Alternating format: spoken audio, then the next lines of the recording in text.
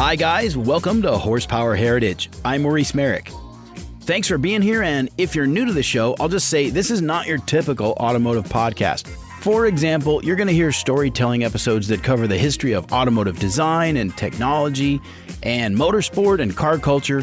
And of course, I do interviews with all sorts of people from the world of cars and motorcycles, but it's always about the people and the stories behind the machines. So check out the back catalog because there's hours and hours of good stuff for you there, and I think this is going to be your new favorite podcast. And by the way, I really like doing in-person interviews whenever I get the chance, so we shoot full video versions of those episodes, which you can find on YouTube. And there are also a few ways for you to support the show. Now, maybe you've heard the term value for value, and all that means is that if you enjoy the podcast and you'd like to support it monetarily, you can do that, whether it's $2 or $20. You can give one time or you can give once a month if you like.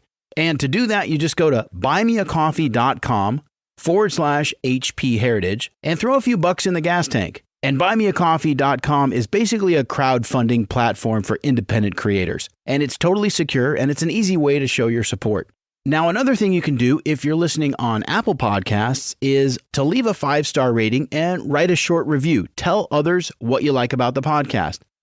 And if you're listening on Spotify, you can leave a 5-star rating there too. They just recently added that feature. And every rating and review helps new listeners discover the show. So if you haven't done that yet, it only takes a minute, but it really does make a difference. And finally, you can follow the Instagram page at Horsepower Heritage and read articles and watch videos at horsepowerheritage.com. All right, well, today on the show, we're going to be talking about some really lovely cars from a company called David Brown Automotive, which is a small but very enthusiast-driven manufacturer in England that's blending classic motoring style with modern comfort and reliability. They've got a super cool car called the Speedback GT, as well as what they call their Remastered line of classic minis.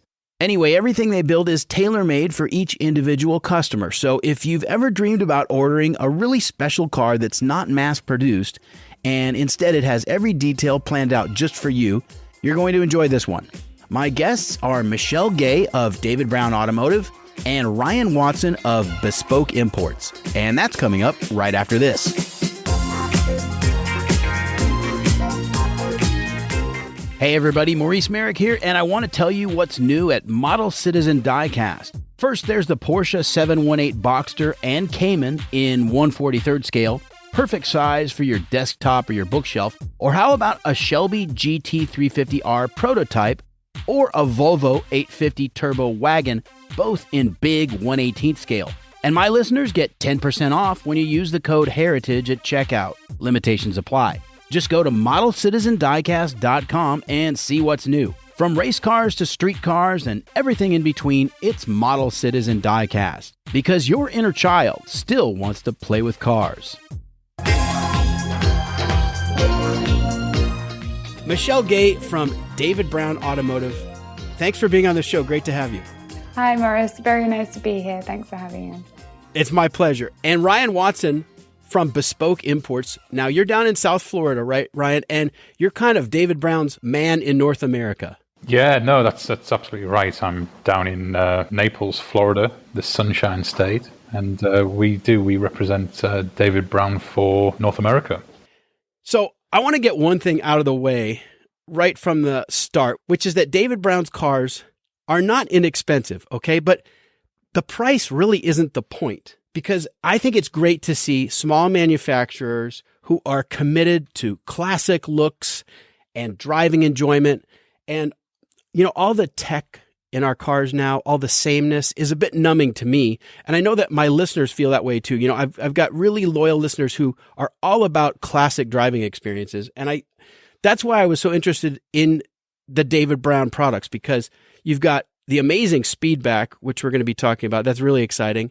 And also a wonderful line of reimagined minis, or as you say, remastered minis. And so we're going to get into all of it. But Michelle, why don't you give us a little bit of background on David Brown Automotive? It's an interesting company with the man behind the company is really fascinating to me. Yes, he's pretty fascinating to everyone, I think. So he's a British serial entrepreneur, businessman, born in 1955, named after his father, who was David Brown. nothing to do with the David Brown who gave his name to some Aston Martin models back in the day. However, it's a small world, it's a popular name. The two David Browns, so David Brown Senior and David Brown, formerly of Aston Martin, did actually know each other, as they were both operating in the same realm of tractors and off-highway articulated dumper trucks and glamorous things like that. Yeah, I thought that was a funny parallel too, because it is a bit confusing. Everyone knows David Brown as the guy behind Aston Martin from the 50s to the early 70s, I think. But so the parallel here is that there was another David Brown, and they were both in the tractor business. And then the David Brown of our interest was also in the timber industry and got into a line of heavy equipment and was very successful. It became a global company, as a matter of fact. That's right, yes. Our David Brown, his father, was a timber feller. The family spent time in Africa and all over the world felling trees. David Brown Sr. had a terrible accident and ended up breaking his back on one of these machines that he used to fell the trees. And whilst in hospital he was an engineer anyway, but thought, that shouldn't have happened. I could design something that would stop this ever happening in the future. So that's what he did during his long recovery. And then he built a prototype and sort of grew the company from there. David Brown was his first employee because David said he's cheap. And the two of them built a huge concern together. They acquired companies such as Bedford Trucks from General Motors. And I think the company had around 3,000 employees when in the 90s they then finally sold the company to their biggest customer at the time, who was Caterpillar. So a really different sort of background to luxury cars. However, there's a huge amount of transferable skills. It's that precision engineering, very bespoke, solving a problem that's very specific, and different manufacturing techniques, albeit, as I say, not quite as glamorous. Right. And of course, all of this stuff long predates the cars that we're going to talk about today. But just the background is that they were experienced industrialists and manufacturers and innovators. And so David Brown Jr., he was a rally driver and has always been a classic car enthusiast. Am I right? Correct, yeah. So he was a Mintex Group N champion at one point. He had a Ford Escort amongst other cars. And so he was a rally driver, and also, huge car enthusiast. Modern cars, but also classic cars. He's restored cars himself, and in more recent times he's done endurance rallies. So he did the Peking to Paris rally in a 1928, I believe, Rolls-Royce Phantom 2. He did another rally from called the Road to Mandalay. So it was from, I think, Singapore to Burma at the time, and then did one in South America as well. He's big into cars in lots of different ways. Okay, so he's rallying, he's into classic cars, but a kind of a light bulb goes off for him with regard to classic cars, right? Like the great thing about classic cars is they're wonderful looking. You can appreciate the engineering of the time, but they're not always the most comfortable or reliable, in fact. So the light bulb moment, I believe, he was on a rally in the south of France. He'd borrowed a friend's Ferrari Daytona and he was super excited to be driving it. He said it was the car of his teenage dreams. It was the car he had posters of on his bedroom wall. So he was really, really excited, and said he got in and he was instantly disappointed. It was it had heavy steering, it was underpowered, it was really hot in the south of France, it had no air conditioning, the radio didn't work. He said it was thoroughly uncomfortable, and then eventually it broke down. I think it got stuck in first gear or something like that, so he ended up having to just go to the nearest sort of car rental place and rented the cheapest car he could get, just so he could finish the rally with everyone else. And it was a tiny little mass-produced car, and he found that everyone else on the rally that had the classic cars were saying, "Oh, David, what a shame! Let us drive the small modern car for a few hours, and you can drive ours," because they wanted the air conditioning, the power steering, the radio, and all the mod cons that come with a very cheap run-of-the-mill car nowadays. And he thought, hang on, why is there not a car out there that combines those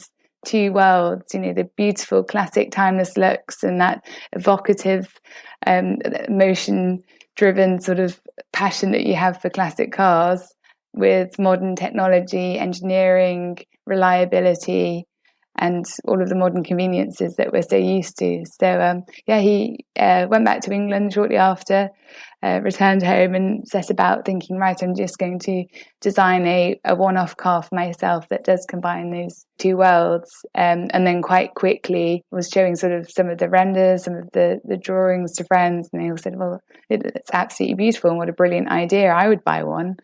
So he thought, right, I'll do a small limited run of this car and, make a business and see if anyone buys them. And sort of the rest is history. And here we are 9 and a bit years later with a few models in the bag and customers all over the world. That's fantastic. And so that was the seed of the Speedback GT, right? Correct. Yes. Sorry. So that was Speedback GT was our very first model. Let's give listeners an idea. I mean, Google Speedback GT, you'll see the car. It's fantastic. It's got classic looks, we'll say not unlike a certain international super spy's transportation of choice. Yeah. I think it depends on your point of reference. So the car is very reminiscent of the Aston Martin DB5, but it definitely has its own character through and through. And it combines that classic styling with, a modern driving experience. It's a true grand touring car. Absolutely. It literally has the best of both worlds. And I should mention also, David really wanted to use the great British heritage that we have in the UK for automotive production. So there are lots of, they're not as big as they were in Britain's automotive heyday, but there are lots of amazing companies that have really skilled labour and work with beautiful materials to create some absolutely wonderful parts. So it's pretty much all built in the UK. The body panels are built in the traditional way, so they're all hand-rolled aluminium done on an English wheel over 3,000 hours just for one car. But then combined with that modern engineering, so they're so precisely made. The shut lines are perfect. They're on a par with a mass-produced car that's stamped out panels from machinery. And then hand-painted solid aluminium brightware that's milled out of solid billets of aluminium and chrome and nickel plated and polished.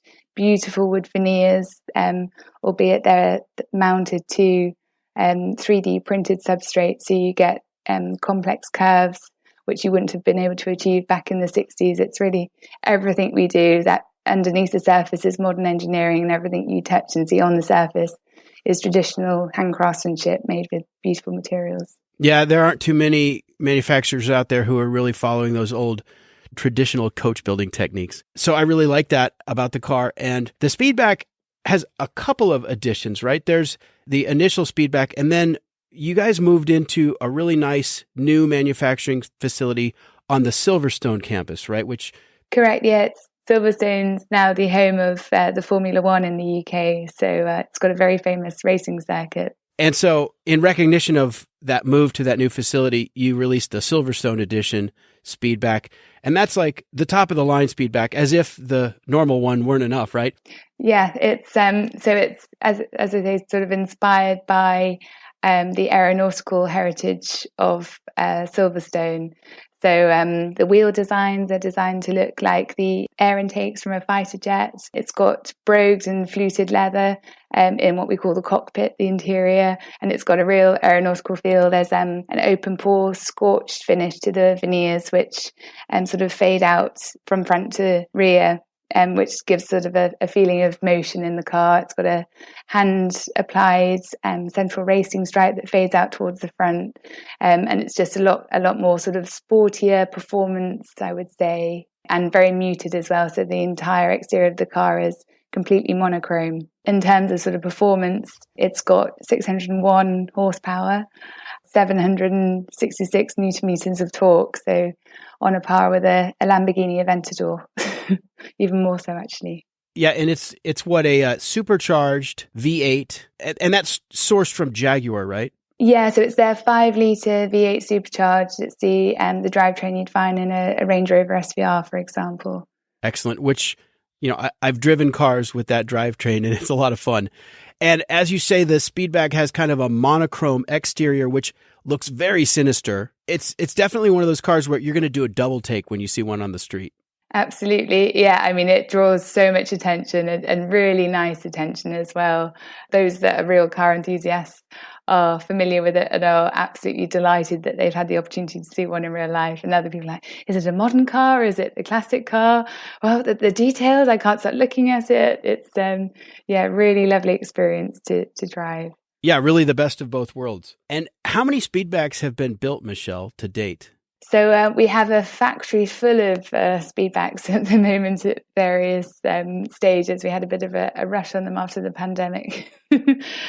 So we are in the mid-20s at the moment. And it's limited to 100 units total? That's correct, yeah. And each car takes, it's around 8,000 man-hours to build, so which equates to around 13 months. How big is your team, by the way, your production team? We're pretty lean. Our entire sort of team based from Silverstone are around 30 people, and probably just over 20 of those people are on the sort of build team. It's a lot of work for a small team, but you're lean and mean. Correct, yes. We've got very talented technicians. So a lot of them have a race background, so they're multi-skilled. They understand whatever they're doing, how it fits into the bigger picture in the car. And that's really important. I think in some bigger companies, there's very sort of specific skill sets, whereas a lot of our guys, they're not just fitting door cards, they're fitting other things as well, for example. They're not specifically dedicated to one task. That is to say, they're multi-talented guys who are working on all aspects of the car. Exactly, yeah. So we, of course, have a trim team, an electrics team, mechanicals, but they're all very much multi-skilled. Wonderful. By the way, I want to mention the designer of the Speedback, Alan Moberly, right? Who people might know as the designer of the Land Rover Discovery. Correct, yes. He's my uncle, actually, Uncle Alan.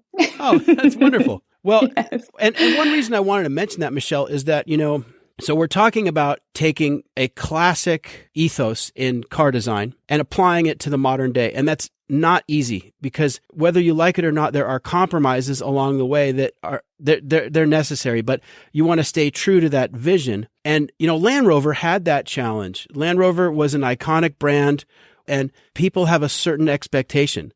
And I thought that your Uncle Alan did a fine job with the Land Rover Discovery. It's a great vehicle. And so it was neat to find out that he was actually behind the Speedback as well. Oh, thank you. Yes. So he sort of almost came out of retirement to work on the Speedback GT projects. He was doing some lecturing at Coventry University Automotive Design course, but got the opportunity to work with David Brown. And I think David always jokes about meeting him. He was expecting some kind of young hipster to walk through the door, and then in walks my uncle in his 60s. But actually, that's exactly what you needed, someone that was alive during those sort of swinging 60s that knew that feeling that you were trying to create through the automotive design. Yeah, for sure. And that whole era was such a great design inspiration. Yeah, absolutely. So in the design studio, we had 60s music playing, a lot of pictures up on the wall that just encapsulated that era. So they weren't of cars, they were of everything else, the models, the fashion, Reva speedboat, everything that created that feeling from that era. That's terrific. Ryan, I promise you're not in the penalty box, my friend. We're going to get to you in a second here. Where are your customers coming from for the Speedback?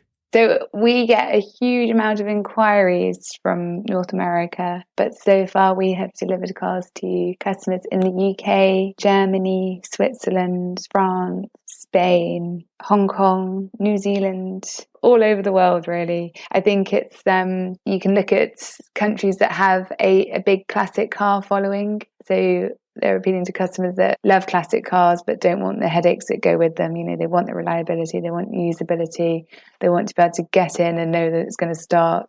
And if they don't know where they're going, they can use a sat nav or they can use hands-free because they need to make a call while they're driving. It's a really usable car, and those customers that do have them, some of them have a Speedback GT as their only car, which is amazing. Others have them as part of a large collection, but actually say that the Speedback GT is what they use really frequently because it is just so usable. It was designed to be so. Yeah, and have your Speedback customers visited the factory and sat down and collaborated with the team there on the individual design of their car? I mean, that's kind of the idea, right? Yeah, that's right. So not all of them. Some of them I've flown out to with samples and we've configured them locally to them.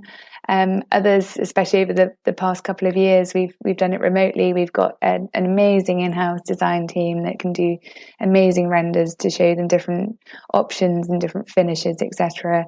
And then just a combination of phone calls, video calls, and emails, and we'll spec them like that. So yeah, a whole combination really. That is a long process, but as you say, it's 8,000 man hours, right? So you want to get it right. Exactly. You want to get it right and enjoy the process. You know, you're making a completely bespoke car. A lot of companies advertise or use this word bespoke, but actually they have a bespoke range. If you're choosing from a range, it's not bespoke, whereas we truly are bespoke. You know, we will create whole new colors for customers. And in fact, nearly every Speedback that goes out is a completely unique color that we've made especially for that customer. So there's a lot of decisions to be made, but it shouldn't be a stressful process. It should be massively enjoyable and really exciting, and they get super excited and obviously see the results. And we have an amazing sort of customer portal feature. So every David Brown Automotive customer, upon placing their order, gets access to an online portal where weekly photos and updates are uploaded, and they can follow the build of their car. So even if they can't visit the factory and track its progress in person, they can do that from afar, which is really nice and they really enjoy. I'll be right back with more Horsepower Heritage. Don't go away. Hi, everyone. I want to take a minute to tell you about Drive Toward a Cure, which is bringing cars and camaraderie together to benefit Parkinson's disease research and patient care. And here's how it works. They've got local events from coast to coast, like track days, road rallies, and even premium multi-day touring adventures. And there's even a car club challenge. It's a way for members of the car community to leverage their mutual passion to help a great cause. So if you want to get involved in an event near you or even help organize an event, you can find everything you need at drivetowardacure.org or on Instagram at drivetowardacure. And April is Parkinson's Awareness Month, so it's a perfect opportunity for you to become part of Drive Toward a Cure. You can be 1 in a million with your tax-deductible donation and help them cross the $1 million mark. Use and follow the hashtag #Be1in a Million. And on behalf of Drive Toward a Cure, thanks for your support.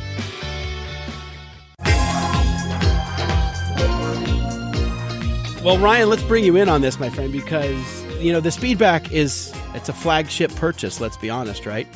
But there is a more approachable option from David Brown, and that is the Remastered Mini. And I really am interested to hear from you about that car.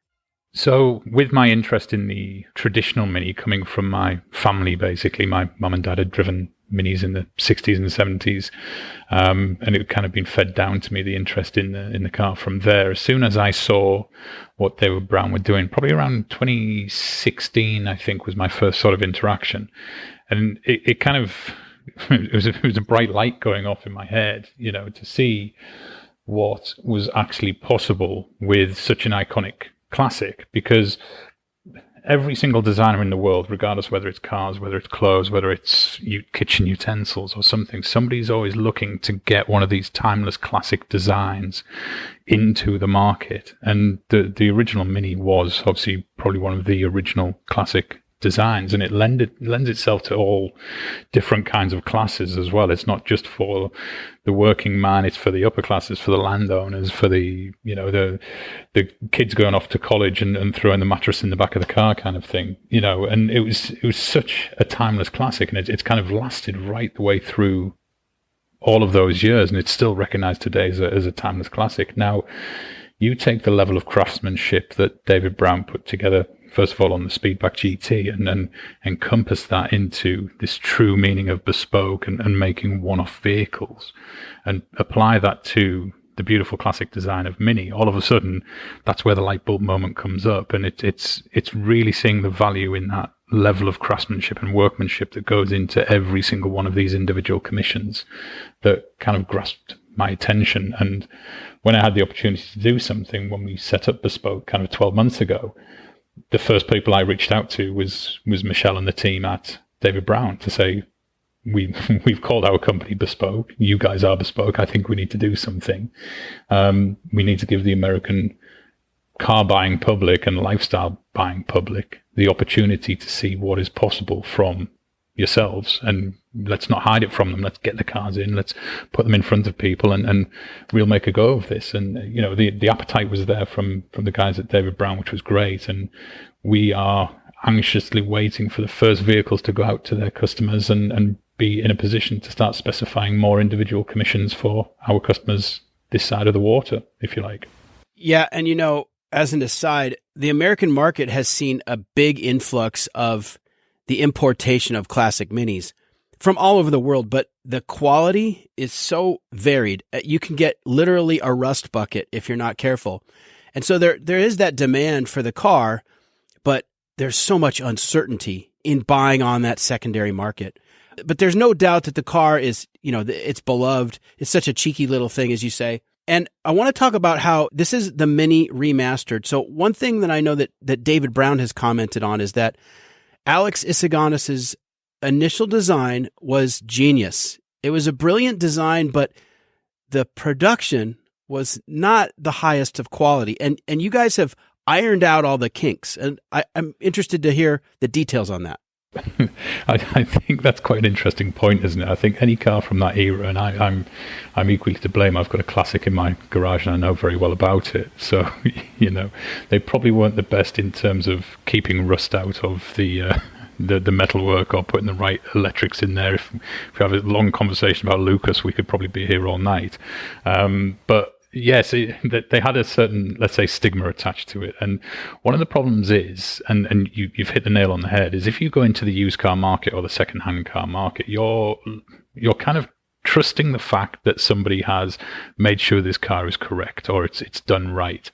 Where I think, as we know, many Freds in the sheds buy a classic Mini or a classic whatever it is and do the work themselves, and they're not always skilled artisans of their craft, and sometimes you get some questionable repairs, albeit the surface looks great, under the surface is probably not great.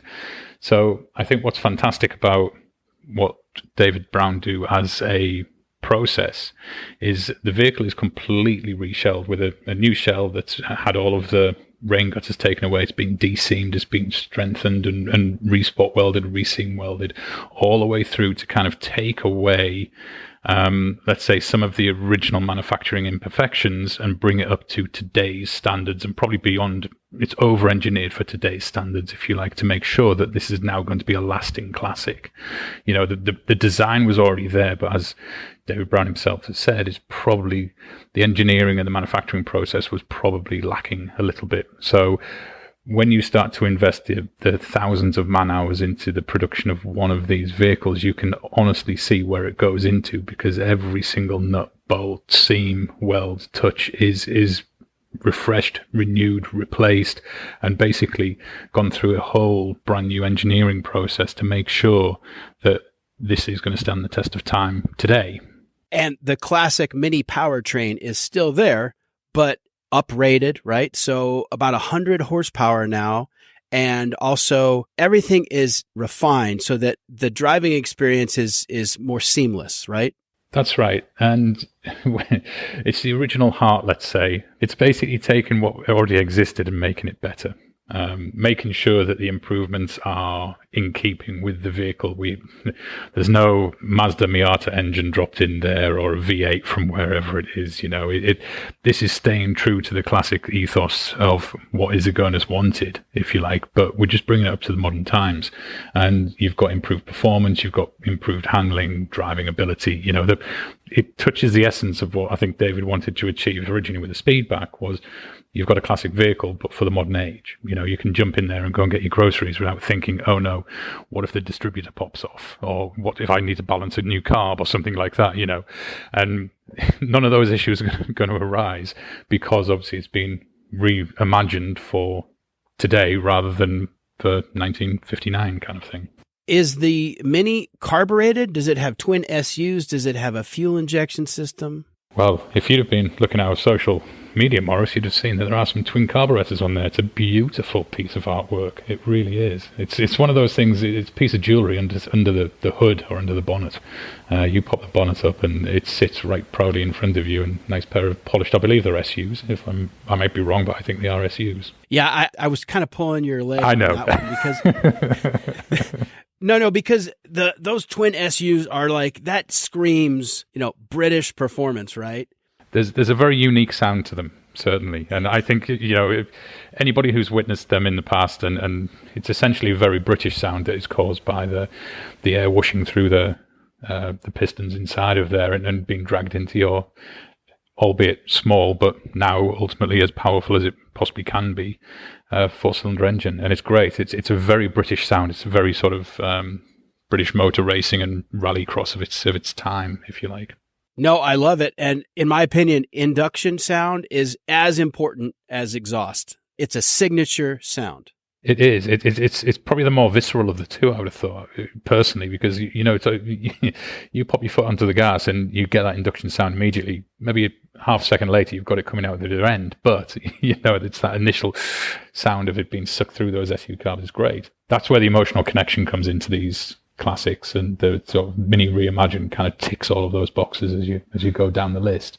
It's the touch, the feel, the sound, the smell, all of the time, and the Mini touches every single aspect of that, and that's why we're very keen to get people to touch, to feel, to smell, to drive the vehicles, because until you do, I could tell you all about the vehicle all day long, but ultimately you won't get that true level of understanding and the value of understanding until you've sat in it, until you've pressed the gas pedal on it, until you've taken it up and down the road a few times and had 15, 20, 30 minutes in the car to actually understand it, because everybody has an idea of, or everybody's got their first story of a Mini and where they first witnessed it, whether their mum, their dad, the gran, whoever had one.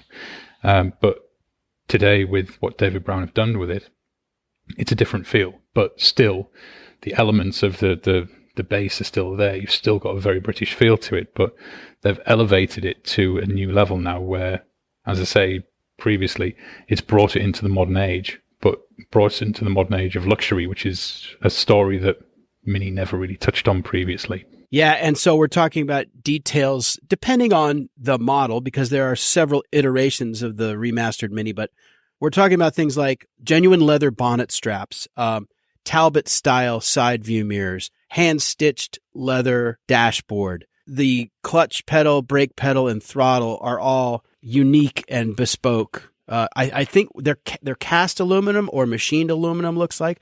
They're really beautiful. Yeah, there's a lot of little jewelry elements all the way through the car, if you like. You could probably highlight one area and talk for 15 or 20 minutes about the components and the workmanship that goes into one tiny area, whether it be the switches on the dash or the fan knobs, or like you say, the accelerator, brake and clutch pedal, or even the automatic shifter, if you wanted to, in the auto models. Yeah, and then of course, you've got air conditioning, you've got a modern navigation unit in the dashboard, but it's unobtrusive. It's not this giant screen that dominates your view, which they're doing that on everything now, and it's driving me crazy. It's true. It could have been quite easily been a 19-inch screen if you needed it to be, but it's not what it's about. Yes, you've got all of the, let's say, mod cons inside of there. You get to your destination in comfort with riding on the pleasure of the finest grades of leather and suede and other materials that go into the build of the car. But you're still driving. Ultimately, you're still driving that true classic design of the Mini. It's difficult, isn't it? I think there's a lot of people putting modern touches or advanced technology for the sake of advanced technology, and I don't think it's necessary in the market today in all of the areas it's in, let's say, without kind of pointing fingers in any direction, trying to be as conservative as possible with that answer. So, Ryan, now that David Brown Automotive has planted a flag in the United States, the British are coming, right? When can we expect to see some of these cars here? So we've got our initial batch of vehicles incoming now. They're on a boat. And I'm not going to tell you exactly when they're going to come, because no doubt I'm going to fall over, because with the logistics the way they are at the moment, it might be before, it might be after a date when I tell you when it's going to be. But what we do know is they're on a boat and they will be with us soon enough. The initial order that we put through will give a very good cross-section of what's available, whether it be manual or automatic transmission, and varying specification levels with Bespoke in mind all the way through. And what we want to be able to do is get as many people into those cars, drive them, experience them, make sure the right people in the media and the press get to see them so we can start talking about them with authority to as many people as possible. And that would just be the start of it. We want to make sure that the cars are seen in the right places with the right people, and make sure that the customers can get their hands on them as soon as possible. But the big thing for us is making sure that we can build, one, a successful support community, so with dealers and with service facilities around the country, but also we want to be able to build an inclusive community amongst the owners. So rather than just being purely transactional and saying, okay, thank you very much, you bought a car, you can get your car serviced at XYZ location, we want to be in regular communication and contact with the customers and making sure that they enjoy the ownership experience, whether it be through fun runs, drives, cars and coffees, exclusive events that we can get them invited to alongside the brand, and making sure that, the big thing with anything that is bespoke, it's about the journey and the experience that you go through, and it shouldn't stop when the car door's closed and the keys are handed over, kind of thing. We want to make sure that experience continues through the life cycle of ownership. So selfishly, you're much more happy to talk to your friends and refer friends to the brand that have enjoyed the experience that you've been through. So we want to make sure that every single person feels like they're part of the community of David Brown and the Bespoke Imports Group, right from the start all the way through entire range of ownership, and making sure that there's nothing kind of stopping that enjoyment along the way. Well, that sounds good. And were I to have one of these cars, I would totally drive the wheels off of it. Absolutely. I mean, they're there to be enjoyed, right? So use them as much as you can, I would say. I've had the pleasure of using a Mini Remastered for my commute in London, from home to our showroom, which is about 5 miles. So in London, that equates to about an hour each way. And I mean, you can get absolutely fed up with the traffic, but actually you always end up smiling during that commute because people let you out at junctions. You get constant people putting down their windows at the traffic lights to say, hey, what a beautiful car, tell me about it, what year is she? And just beautiful, lovely attention, and it just brings a smile to your face. You get thumbs up, smiles, and I don't know how well you know London, but it's quite unusual to have that kind of reaction in the city. Everyone normally keeps to themselves. There's two ways to look at your daily drive, which is that it's sort of a necessity and it can be a drudgery, and you just need an appliance to get around. And why waste a nice, fun car on that sort of drudgery driving, right? But the other point of view, which I've taken, if I'm going to spend that time on the road, I want a car that I really enjoy. And so that's why I say a Mini like this from David Brown, inject some fun into it. And I'm of the same opinion as well. I mean, look, for such a long time now, it's just become such a convenience to be able to jump in your car, start it up and head off and away you go. And it's almost like, and I don't mean to sound disparate in any way, it's almost like there's a row of zombies driving a row of zombie vehicles down to wherever they're commuting to without any kind of personality or colour or flair or enjoyment. How many times does road rage happen? It's because you're sat in a box with the same old thing going on and the same old radio and tunes and everything playing. It's just the same. There's too much of the sameness. And when you step back and you start to say, okay, if I'm going to spend X amount of money, what do I want from it? And you start ticking all of these boxes. The main thing you want to be able to do from a purchase of any value, in my opinion, is you want to be able to enjoy it. You want to stand back and go, I know why I bought it. I can see why I bought it, and it puts a smile on your face. With any of these kind of Econo wagon things that are around at the moment that you lease for 3 years and then throw in the trash and you pick a new one up, there's no enjoyment with it. It's purely sort of It's like wearing cargo pants, isn't it? I've got 14 pockets because I need them all, kind of thing. So this is not it. This is your tailor-made suit from the finest bespoke tailor on Savile Row, because that's what a suit should be, kind of thing. And it's that kind of approach that you take 6 steps back and think, okay, what do I want? What do I want to do at the end of this? And ultimately, you want to smile. And every single car that leaves the David Brown factory will put a smile on your face. And that's the whole thing, I think. Absolutely. If it were all about just not being nude in public, we'd be wearing burlap, right? But that's no fun. Michelle, if people want to learn more, where do they find info? Then they need to head to davidbrownautomotive.com or they can follow us on Instagram under David Brown Automotive, same for Facebook, same for LinkedIn, and David Brown Autos for Twitter.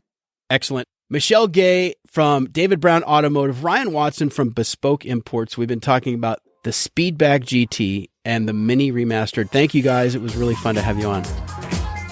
That's all for this episode of Horsepower Heritage. If you like what you've heard, support the show at buymeacoffee.com/HP Heritage and throw a few bucks in the gas tank. It all goes right back into bringing you more of the people and the stories behind the machines. I'll see you back here on Wednesday, April 20th with the amazing life story of Vasek Polak, a man who was instrumental in the early success of Porsche in America. My guest will be Vasek Polak Jr., and you won't want to miss it. So until then, I'm Maurice Merrick. Thanks for listening.